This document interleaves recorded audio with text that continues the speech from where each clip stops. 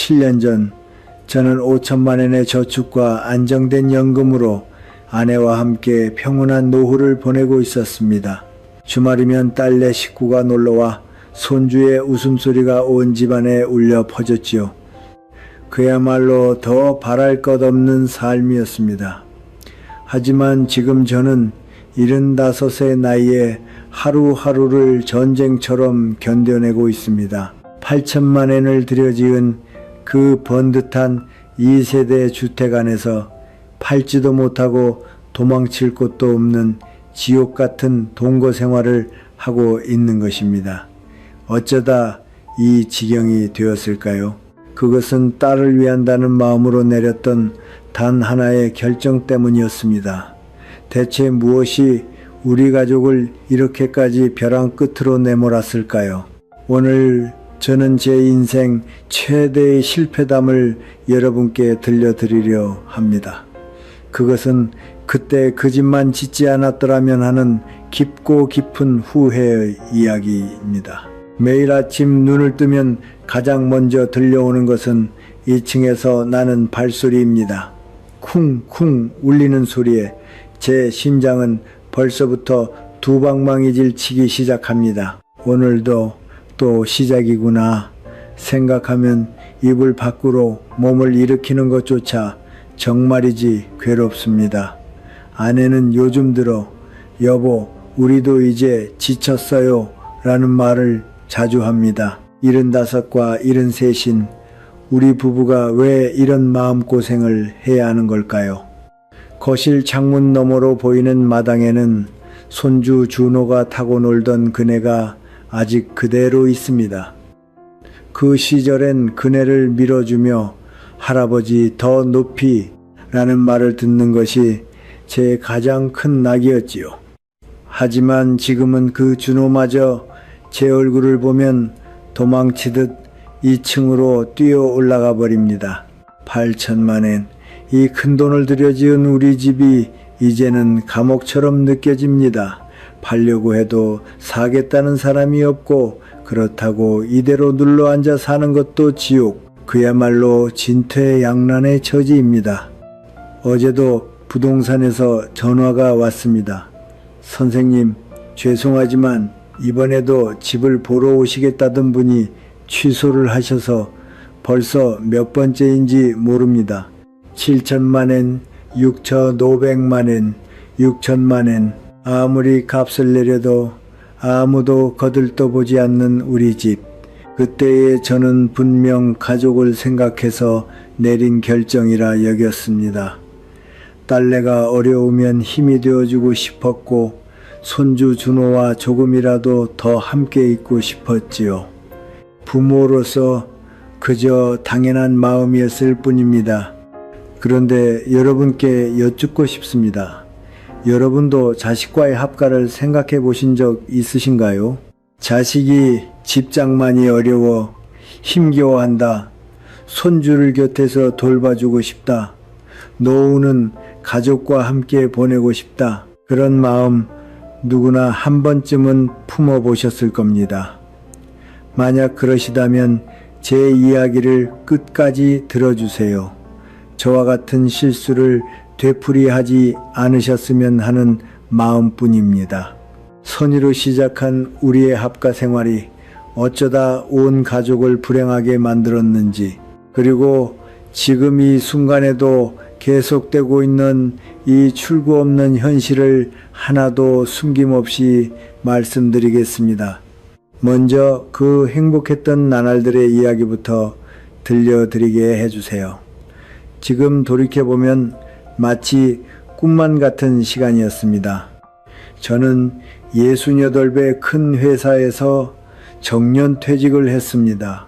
40해가 넘도록 아침부터 밤까지 회사를 위해 일해온 인생이었지만 퇴직하던 날은 이상하리만치 마음이 후련했습니다. 이제부터 아내 명숙이와 둘이서 느긋한 시간을 보내야지 그렇게 생각했지요. 덕분에 현역 시절 알뜰히 모아둔 저축이 5천만 원쯤 있었고 거기에 아내와 합친 연금이 한 달에 18만 원 남짓. 호사스럽진 못해도 둘이서 조용히 살아가기엔 넘칠 만큼 충분한 돈이었습니다. 아침 7시쯤 일어나 명숙이와 함께 마당을 손질하는 것이 하루의 일과였습니다. 봄이면 벚나무가 곱게 피어나고 여름이면 아내가 심은 나팔꽃이 울타리를 물들이지요. 가을이 되면 이웃에게서 얻은 감나무에 열매가 맺혀 그걸 아내가 달게 졸여주곤 했습니다. 여보, 오늘은 날씨가 좋으니 산책이나 갈까요? 아내가 그렇게 말하면 우리는 근처 공원까지 걸었습니다. 벤치에 앉아 이런저런 얘기를 나누며 보내는 노후의 한때. 이보다 더 평온하고 행복한 시간이 또 있을까요? 평일에는 둘만의 조용한 시간을 즐기고 주말이 되면 딸 지영이가 가족 셋이서 놀러와 주었습니다. 지영이는 외동딸로 결혼한 뒤로 차로 30분쯤 되는 거리에 아파트를 얻어 살고 있었지요. 아빠, 엄마 잘 지내셨어요? 지영이가 그러며 현관에 들어서면 뒤에서 조그만 준호가 할아버지, 할머니 하고 달려옵니다. 그 순간이 우리 부부에게는 일주일 중 가장 행복한 시간이었습니다. 준호는 그때 3살로 정말이지 사랑스러웠습니다. 마당 그네에 태워주면 더 높이 하며 까르르 웃음소리를 터뜨렸지요. 아내는 부엌에서 준호가 좋아하는 함박스테이크를 만들어 주었고 저는 손주와 함께 목욕하는 것이 낙이었습니다. 지영이의 남편 태식이는 연봉이 4천만 원 남짓이었지만 성실하고 다정한 청년이었습니다. 저에게도 늘 장인어른 언제나 감사합니다 하고 고개를 숙이곤 했지요. 지영이도 파트타임 일을 하며 육아를 열심히 해내고 있어 참 대견하다고 생각했습니다. 일요일 저녁이 되면 이제 슬슬 가야겠어요 하며 딸내가 돌아갑니다. 현관에서 손을 흔들며 준호를 배웅하고 나면 아내와 저는 또 다음 주가 기다려지네요 하고 얘기하곤 했습니다. 그 적당한 거리감이 정말 편안했습니다. 매일 함께 있으면 분명 서로 눈치를 보게 될 테지요. 하지만 일주일에 한 번 짧은 시간이기에 오히려 서로 꾸밈없는 마음으로 대할 수 있었습니다. 오늘 즐거웠네요 하며 어질러진 거실을 정리하는 것도 행복한 시간이었습니다. 밤이면 둘이서 텔레비전을 보며 준호의 성장을 화제로 삼았습니다. 그 녀석 키가 부쩍 컸네. 다음엔 뭘 선물할까? 손주를 아끼는 마음과 딸의 행복을 비는 마음으로 가슴이 가득 찼습니다.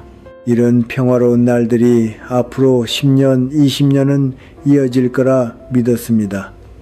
설마 우리 가족에게 그런 시련이 기다리고 있으리라고는 꿈에도 생각지 못했습니다. 먹구름이 드리운 것은 퇴직한 지 3년이 지난 어느 가을날이었습니다. 여느 때처럼 딸내가 주말에 놀러 왔는데 그날따라 지영이의 낯빛이 평소와 달랐습니다. 준호를 마당에서 놀게 해두고 아내와 부엌에서 저녁 준비를 하던 참에 지영이가 나지막한 목소리로 말을 꺼냈습니다. 엄마, 아빠, 실은 상의드릴 게 있어요. 그 표정을 보니 무언가 깊은 고민을 안고 있다는 걸 대번에 알 수 있었습니다.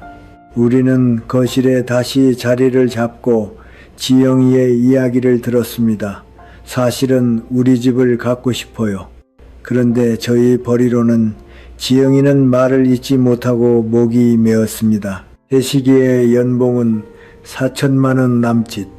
지영이도 파트타임으로 애쓰고 있지만 준호 어린이집이며 생활비를 생각하면 도저히 집 대출은 엄두도 못 낼 형편이라는 것이었습니다. 태식이는 성실한 사람이지만 중소기업에 다녀 승진 전망도 뻔했고 지영이는 육아를 하며 부양 범위 안에서 파트타임을 하느라 한 달에 80만 원 남짓 버는 정도였습니다. 지금의 집값을 생각하면 젊은 부부에게는 참으로 가혹한 현실이지요.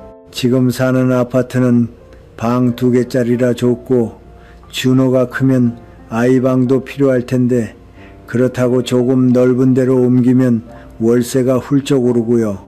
지영이의 눈에는 어느새 눈물이 그렁그렁 맺혀 있었습니다. 그러고는 이야기를 이어갔습니다. 매일이 정말 벅차요. 아침 6시에 일어나 준호 밥 챙겨서 어린이집에 데려다주고 파트 나갔다가 다시 데리러 가고 저녁 짓고 목욕시키고 재우고 태식 씨는 일이 바빠 늦게 들어오니 평일엔 거의 저 혼자 독박 육아예요. 저와 아내는 그런 지영이의 모습에 가슴이 미어졌습니다.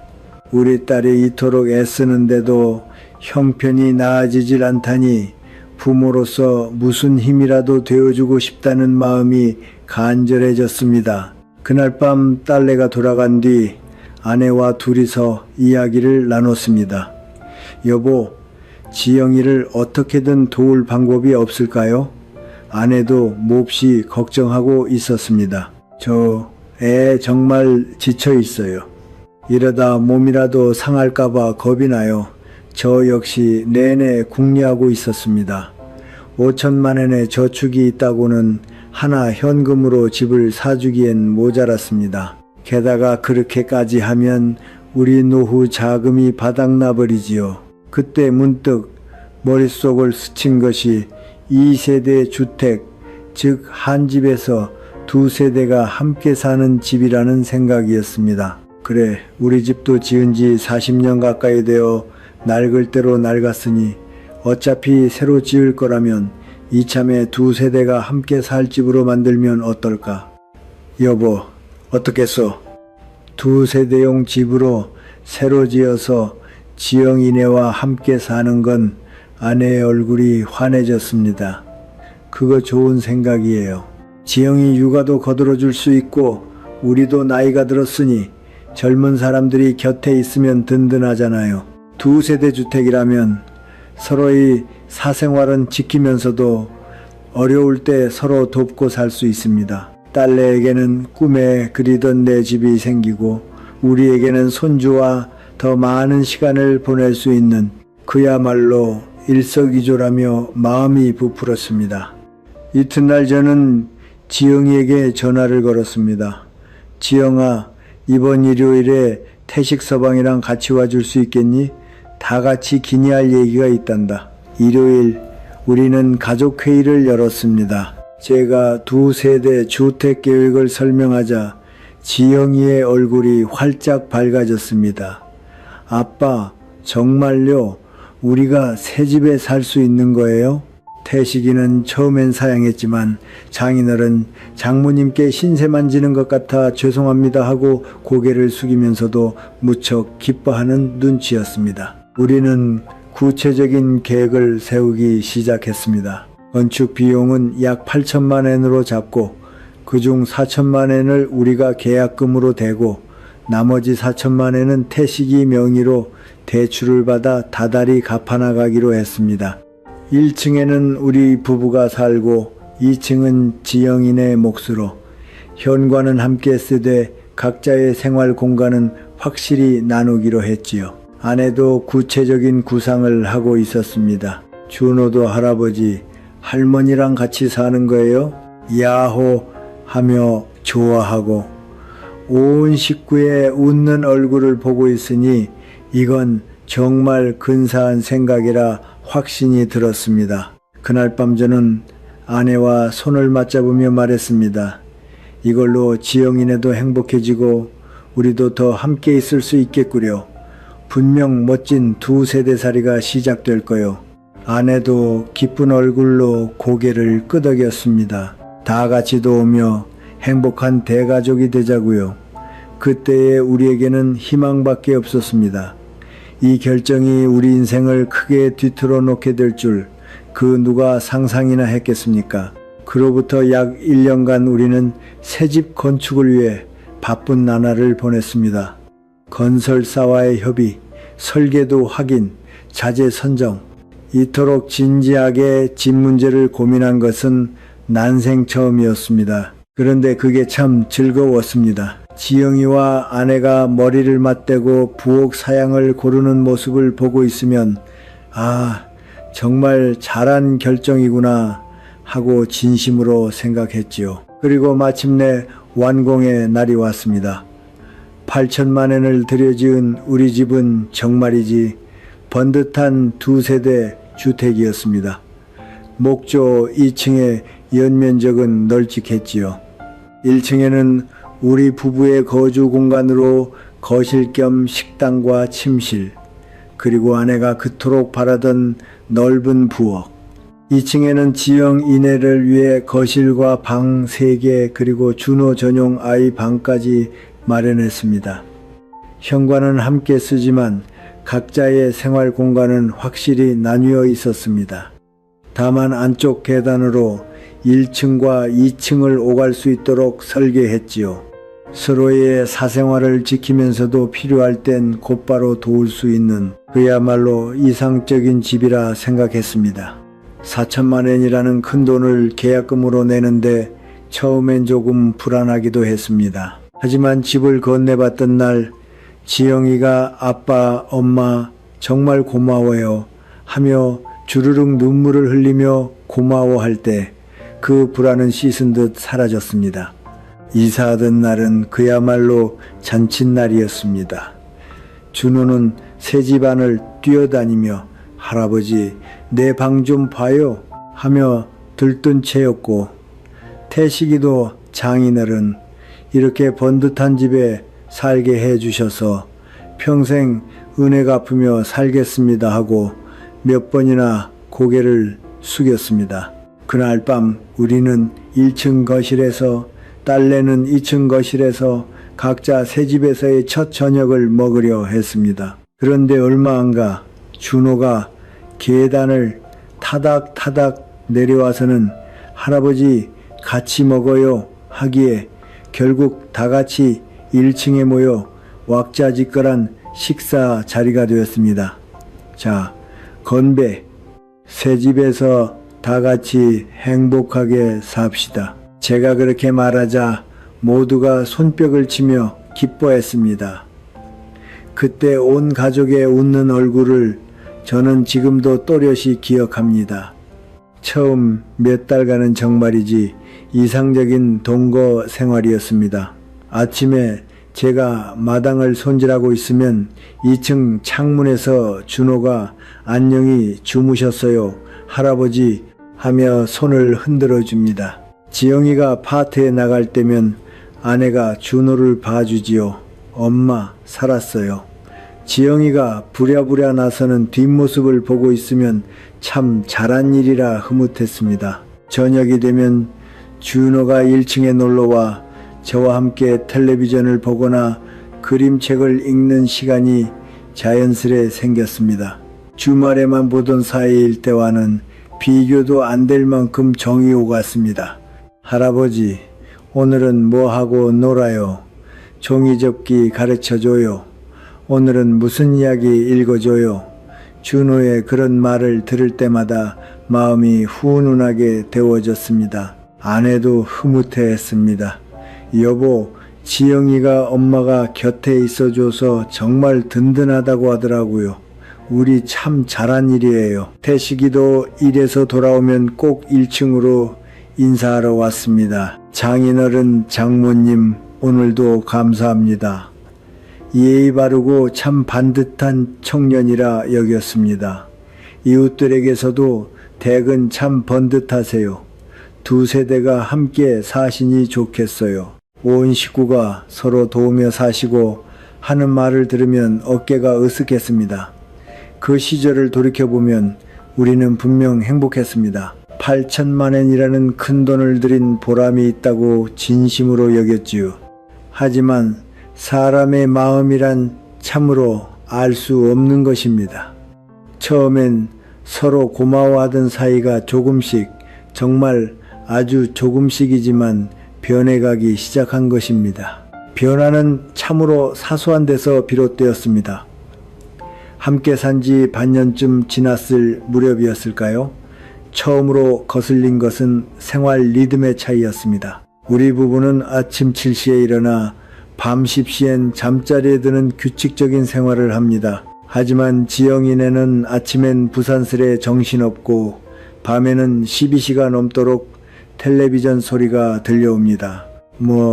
젊은 부부니까 처음엔 아내와 그렇게 넘겼습니다. 하지만 점점 그 차이가 신경 쓰이기 시작했습니다. 특히 곤란했던 것은 지영이가 우리에게 기대는 정도가 점점 심해진 것이었습니다. 함께 살기 전엔 주말에만 보는 사이라 지영이도 조심스러웠지요.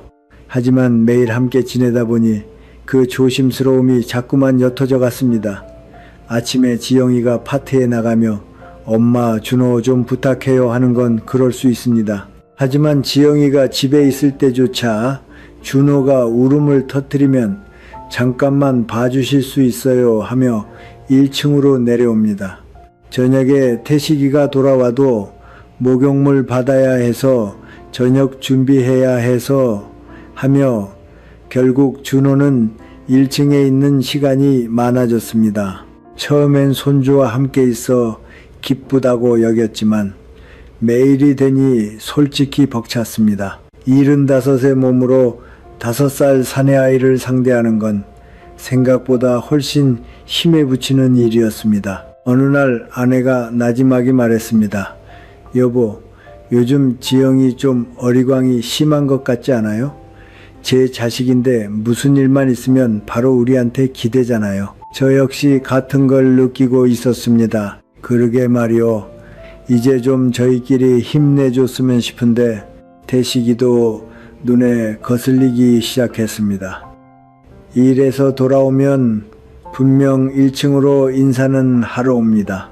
하지만 그게 끝나면 곧장 2층으로 올라가 버리고 거기서부턴 휴대폰으로 게임하는 소리가 들려옵니다.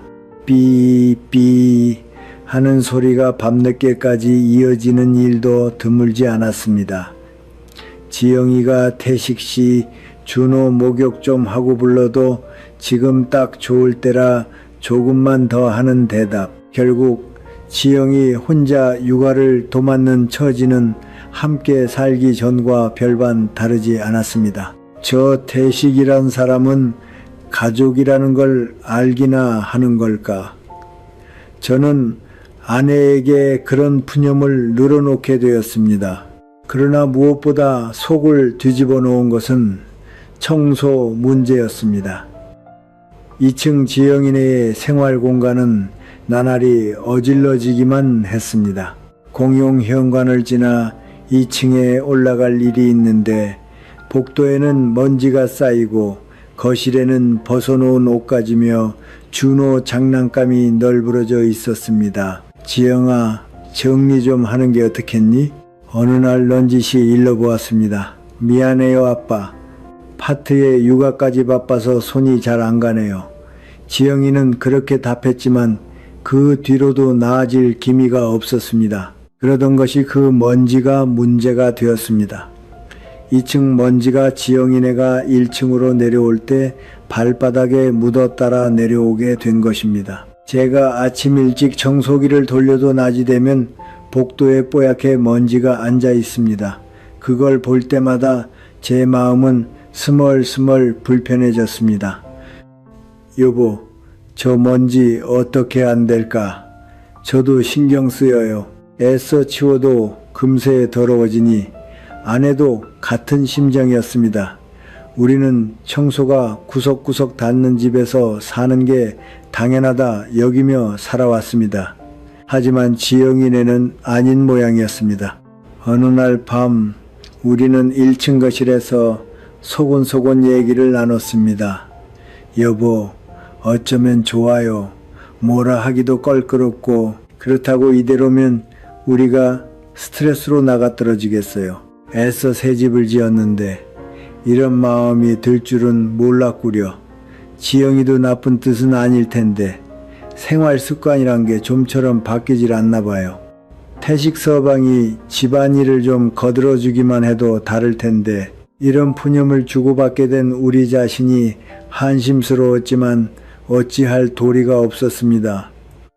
준호는 여전히 1층에서 보내는 시간이 길고 태식이는 2층에서 게임에 빠져 있고 2층은 자꾸만 어질러져 갔습니다. 이럴 리가 없는데 동거 생활을 시작한 지 1년이 지날 무렵 저는 마음속으로 그렇게 중얼거리는 일이 잦아졌습니다. 그 희망에 부풀었던 마음이 어느새 자잘한 불만과 짜증으로 변해 있었던 것입니다. 하지만 설마 이 작은 위화감이 이윽고 온 가족을 뒤흔드는 큰 문제로 번지리라고는 그때는 아직 생각조차 못했습니다. 그리고 운명의 날이 찾아왔습니다. 동거 생활을 시작한 지 3년째 되던 어느 토요일 오후였습니다. 딸내는 태식이 회사의 야유회에 참석하느라 아침부터 가족 셋이서 나가 있었습니다. 오랜만에 조용해진 집에서 저와 아내는 느긋한 시간을 보내고 있었습니다. 여보, 오늘 날씨도 좋은데 대청소나 할까요?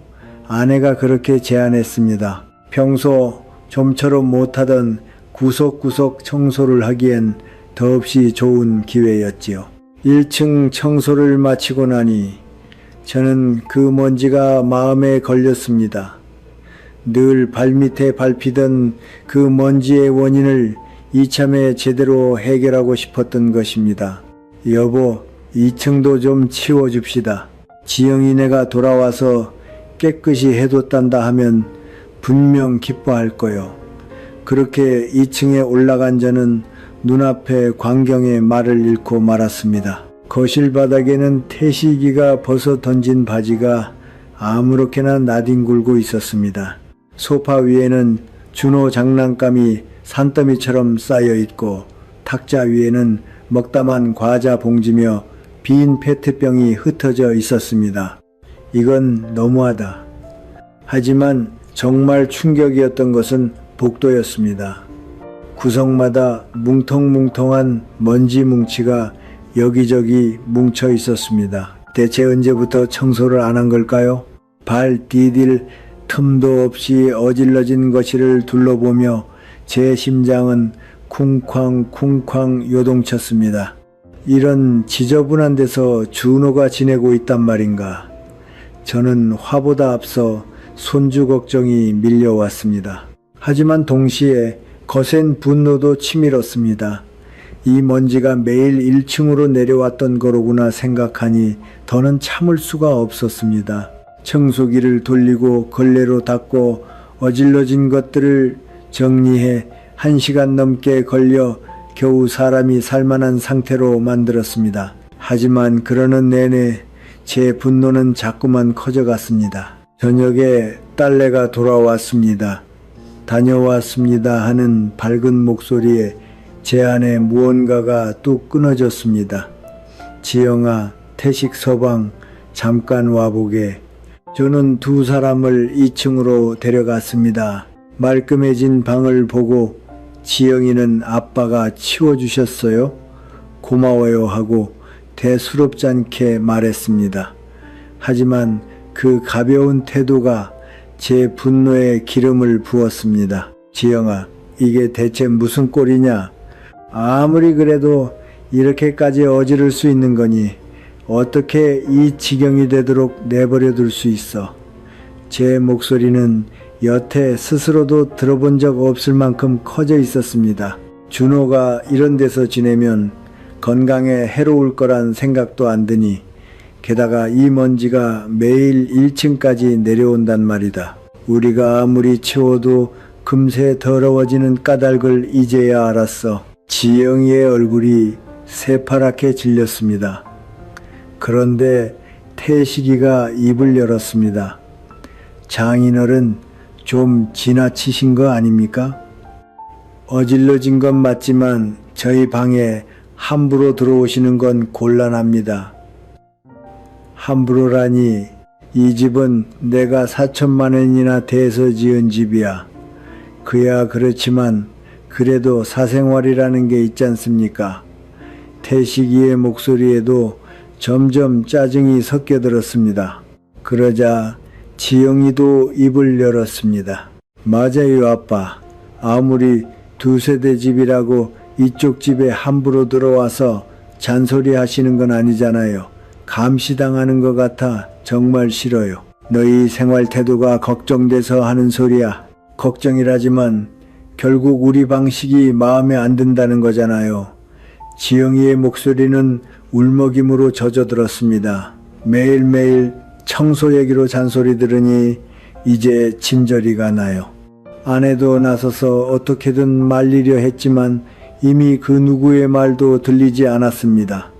이럴 거면 애초에 같이 살지 말았어야지. 태식이가 큰 소리로 외쳤습니다. 그건 이쪽이 할 소리야. 이렇게 예의를 모르는 줄 알았으면 절대 같이 살자고 안 했을 거다. 저도 지지 않고 맞받아 소리쳤습니다. 거실에는 우리의 고함 소리만이 울려 퍼졌습니다. 이제 못 참아요. 나갈 거예요.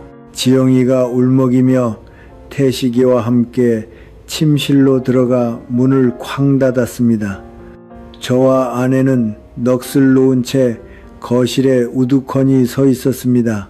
그날 밤은 무거운 침묵이 온 집안을 짓눌렀습니다.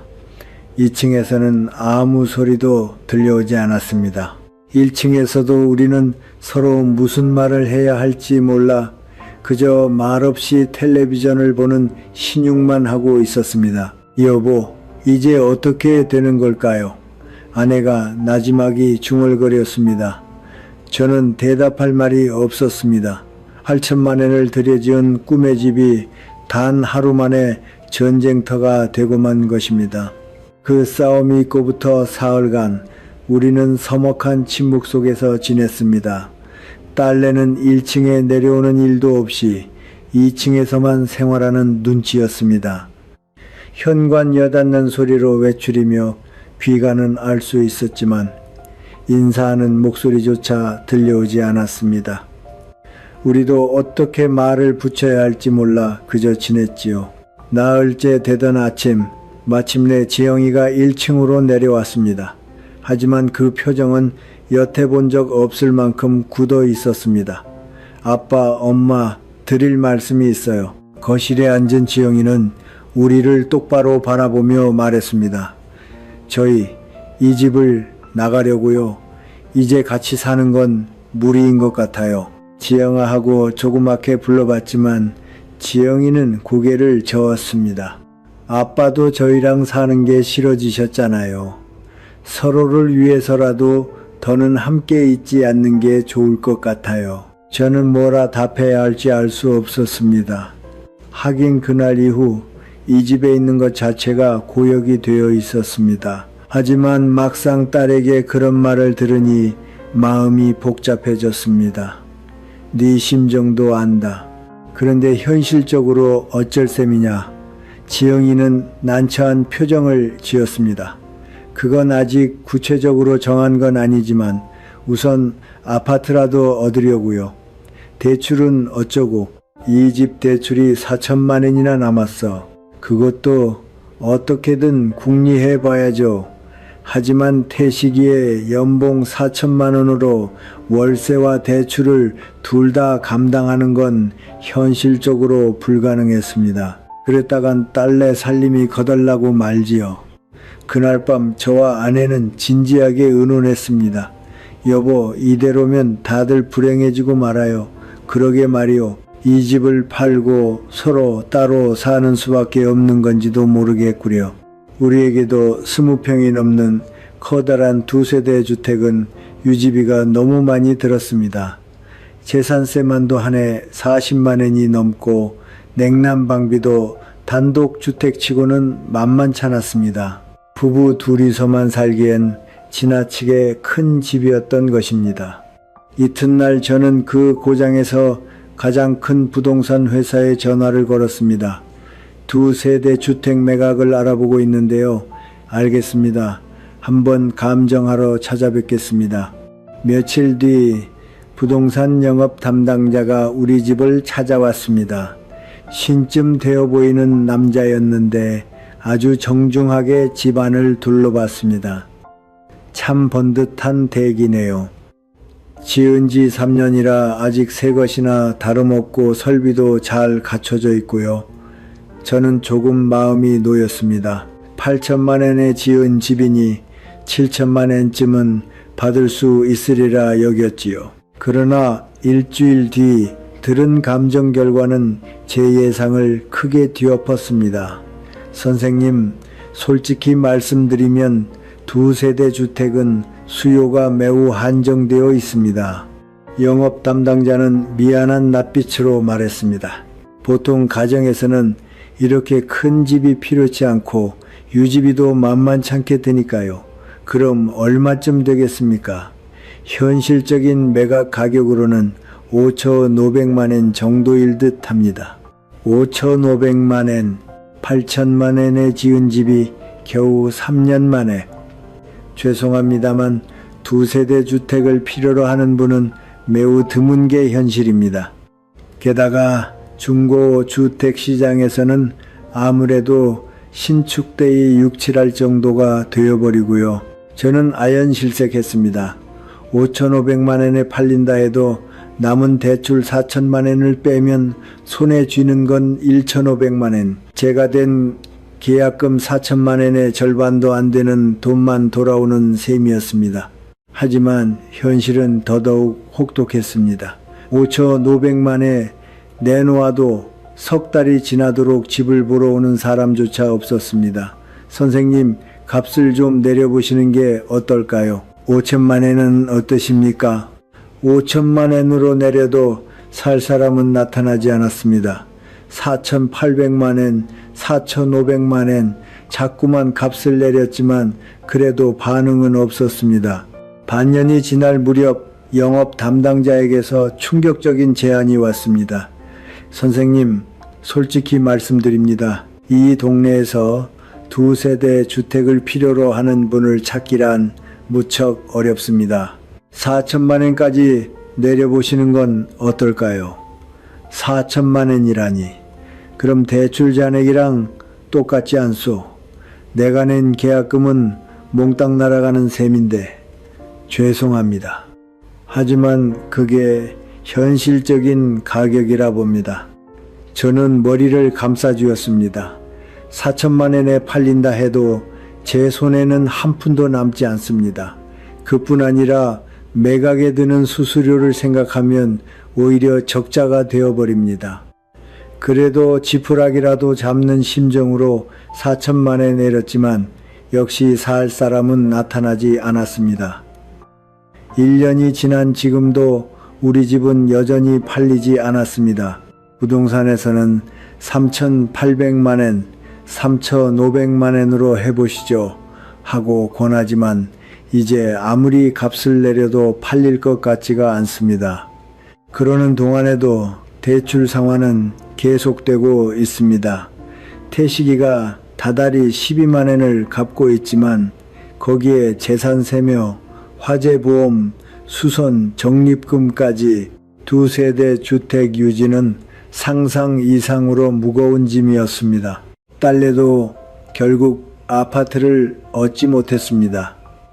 월세와 대출을 이중으로 부담하는 건 아무리 셈해봐도 무리였기 때문입니다.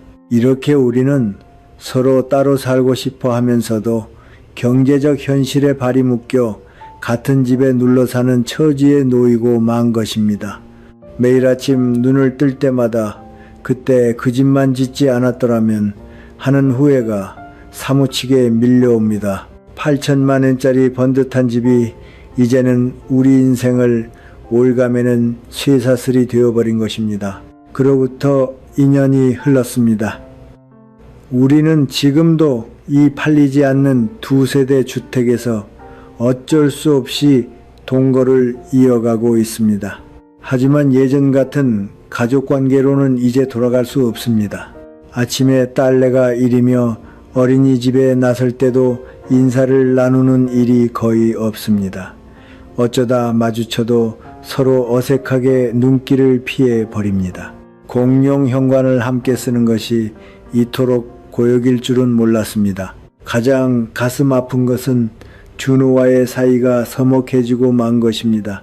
예전엔 할아버지 놀아요 하며 살갑게 다가오던 준호도 이제는 제 얼굴을 보면 어쩐지 대면대면해졌습니다. 그 싸움이 있던 날 이후로 지영이가 할아버지 할머니께 너무 폐 끼치면 안 돼 하고 타이르는 모양입니다. 어느새 8살이 된 준호는 어른들 사정을 예민하게 알아채는 듯합니다. 어쩌다 1층에 내려와도 예전 같은 스스럼 없는 웃음은 보여주지 않습니다. 준호야, 같이 그림책 읽을까? 제가 그렇게 말을 건네도 아니요, 괜찮아요 하고 조그맣게 답하고는 곧장 2층으로 올라가 버립니다. 마당의 그네도 이제는 아무도 타지 않습니다. 녹슬어버린 그네를 볼 때마다 그 시절 행복했던 나날이 아득한 예실처럼 느껴집니다. 아내도 요즘은 한숨을 쉬는 일이 잦아졌습니다. 여보, 우리 노후가 이럴 줄은 몰랐네요. 정말 그 말 그대로입니다. 78이 된 지금 우리가 바랐던 것은 가족에 둘러싸인 왁자한 노후가 아니었습니다. 그저 둘이서 조용하고 평온하게 보내는 시간이었을 뿐입니다. 이제는 마당일도 예전만큼 즐겁지 않습니다. 2층 창문에서 내려다 보이는 것만 같아 마음이 놓이질 않는 것입니다. 저녁 산책도 이웃에게서 댁은 팔리셨어요? 하는 소리를 듣는 게 괴로워 발길이 뜸해지고 말았습니다. 이런 현실을 지금 이 영상을 보고 계신 여러분께 꼭 전해드리고 싶습니다. 만약 여러분이 자식과의 합가를 생각하고 계신다면 부디 저와 같은 실수를 하지 마십시오. 먼저 생활 습관의 차이를 만만하게 봐서 피를 나눈 부모 자식이기에 오히려 거리낌이 없어져 더 쉽게 부딪히게 되는 법입니다. 그리고 경제적인 면에서도 신중히 따져보십시오. 2세대 주택은 건축비가 비쌀 뿐 아니라 유지비도 만만찮게 듭니다. 무엇보다 매각이 몹시 어렵다는 것을 반드시 명심해 두십시오. 한번 지어버리면 쉽사리 되돌릴 수 없습니다. 서로의 자립도 중요합니다. 부모가 자식 세대에 지나치게 기대거나 자식 세대가 부모에게 너무 어리광을 부리면 반드시 균형이 무너집니다. 서로 돕는 것과 기대는 것은 전혀 다르다는 걸 잊어서는 안 됩니다. 무엇보다 중요한 것은 온 가족이 진정으로 합가를 바라고 있는지입니다. 단 한 사람이라도 마음 깊은 곳에 망설임이 있다면 그 계획은 다시 생각해 봐야 합니다. 우리처럼 선의만으로는 넘어설 수 없는 현실이 있는 것입니다. 어쩌면 적당한 거리를 두면서 이따금 만나는 사이가 훨씬 오래 좋은 관계를 지켜갈 수 있는지도 모릅니다. 주말에 손주 얼굴을 보러 가고 어려울 때만 서로 돕고 그런 사이가 서로에게 더 행복한 것이 아닐까요? 부디 우리의 실패를 교훈 삼아 진정으로 행복한 가족 관계를 쌓아가시길 바랍니다. 가족의 행복이란 함께 사는 것이 아니라 서로를 아끼는 마음을 잃지 않고 간직하는 것이라는 걸 저는 이제야 깨달았습니다. 마지막으로 여러분께 드리고 싶은 말씀이 있습니다. 가족은 인생에서 가장 소중한 보물입니다. 그렇기에 그 관계를 무너뜨릴 결정만은 결코 피해야 합니다. 우리처럼 선의에서 시작한 계획이 온 가족을 불행하게 만들 수도 있습니다. 아무리 좋은 생각처럼 여겨져도 반드시 걸음을 멈추고 신중히 곱씹어 보십시오. 한 번 잃은 가족의 신뢰를 되찾기란 참으로 어려운 일입니다. 돈으로 풀 수 없는 문제가 있다는 것을 저는 몸소 겪어 알게 되었습니다. 만약 여러분이 지금 자식과의 합가를 고민하고 계신다면 이 이야기를 떠올려 주십시오. 그리고 스스로에게 물어보십시오. 정말 온 가족이 행복해질 수 있을까? 그 답에 조금이라도 망설임이 있다면 부디 한 번 더 곰곰이 다시 생각해 보시기 바랍니다. 가족의 행복을 위해 끝까지 시청해 주셔서 진심으로 감사합니다.